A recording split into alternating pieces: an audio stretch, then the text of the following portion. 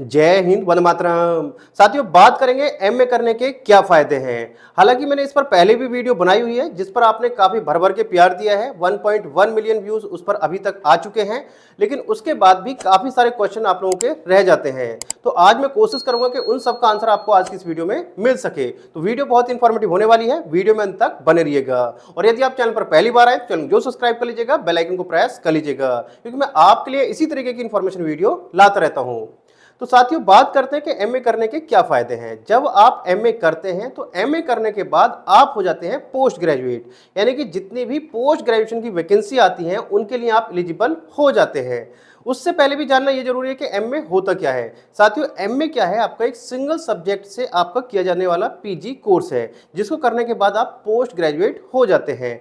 MA आपका किसी भी एक सिंगल सब्जेक्ट से किया जाता है, जैसे आप हिंदी से, हिस्ट्री से, ज्योग्राफी से, इंग्लिश से, हिंदी से, किसी भी एक सिंगल सब्जेक्ट से आप अपना एमए कर सकते हैं। और ऐसा नहीं है कि एमए सिर्फ बीए के बाद ही किया जा सकता है। एमए यदि आपने ग्रेजुएशन में कोई भी कोर्स किया है, आपने बीए किया है, बीएससी किया है, बीकॉम किया है, बीबीए किया है, बीसीए किया है, तो आप अपना एमए कर सकते हैं। कुछ कोर्सेज में बाउंडेशन होती है कि आपने यदि एमए बीए इस ग्रेजुएशन में ये सब्जेक्ट हैं तभी आप इस सब्जेक्ट से अपना एमए कर सकते हैं। जैसे मैथ से आप एमए तभी कर पाएंगे जब आपके पास ग्रेजुएशन में मैथ हो। तो कुछ सब्जेक्ट में बाउंडेशन है, कुछ सब्जेक्ट में ऐसा है, लेकिन कुछ सब्जेक्ट ऐसे हैं जिसमें आपके पास ग्रेजुएशन में कोई भी सब्जेक्ट है तो आप अपना एमए उस सब्जेक्ट से कर सकते हैं। जैसे आप इंग्लिश से कर सकते हैं, हिंदी से कर सकते हैं। ये ऐसे सब्जेक्ट हैं, ग्रेजुएशन में आपके पास कोई भी सब्जेक्ट है तो आप इन सब्जेक्ट से अपना एमए कर सकते हैं।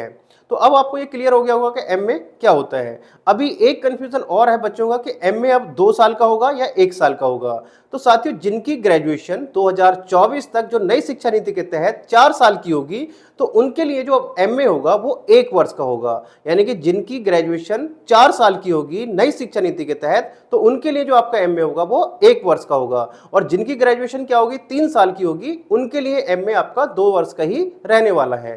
तो यानी कि चाहे वो पहले अपना ग्रेजुएशन कर चुके हैं या अभी करंट में कर रहे हैं 3 साल वाला ग्रेजुएशन, तो उनके लिए जो एमए होगा वो 2 वर्ष का ही होगा। तो ये डाउट भी आपको क्लियर हो गया होगा।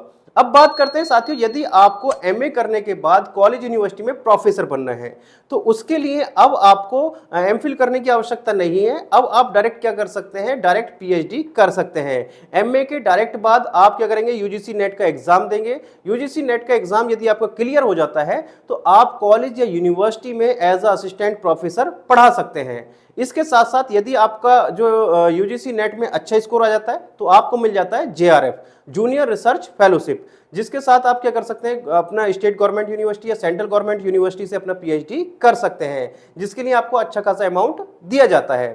अब यदि आपका यूजीसी नेट का एग्जाम भी क्लियर नहीं होता है तो उस केस में भी आप अपना प्राइवेट यूनिवर्सिटी से पीएचडी कर सकते हैं। यानी कि ऐसा नहीं है कि आपका यूजीसी नेट का एग्जाम क्लियर नहीं हुआ है तो आप पीएचडी नहीं कर सकते। तो जो डायरेक्ट प्राइवेट यूनिवर्सिटी है वहां पर आप अपना एडमिशन ले सकते हैं, वहां से आप पीएचडी कर सकते हैं। मैंने आपको बता दिया है, पीएचडी करने के लिए एमए के डायरेक्ट बाद आप कर सकते हैं, एमफिल करने की आवश्यकता नहीं है। एमफिल कोर्स अब पूरी तरीके से निरस्त कर दिया गया है।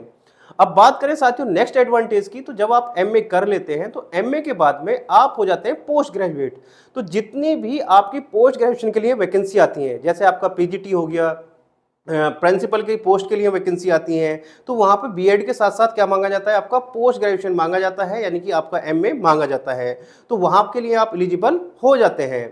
इसके साथ साथ जब आप साथियों एमए कर लेते हैं तो एमए करने के बाद आप मास्टर हो जाते हैं उस सब्जेक्ट में, चाहे वो आपको कोचिंग पढ़ाना है, चाहे वो आपको स्कूल में टीचर बनना है। तो एमए ज़्यादातर वही लोग करते हैं जिनको टीचिंग लाइन में जाना है, कॉलेज यूनिवर्सिटी में प्रोफेसर बनना है या स्कूल में टीचर बनना है। तो यदि आप टीचिंग लाइन में हैं तो मैं आपको एडवाइस करूँगा आप एमए जरूर करें।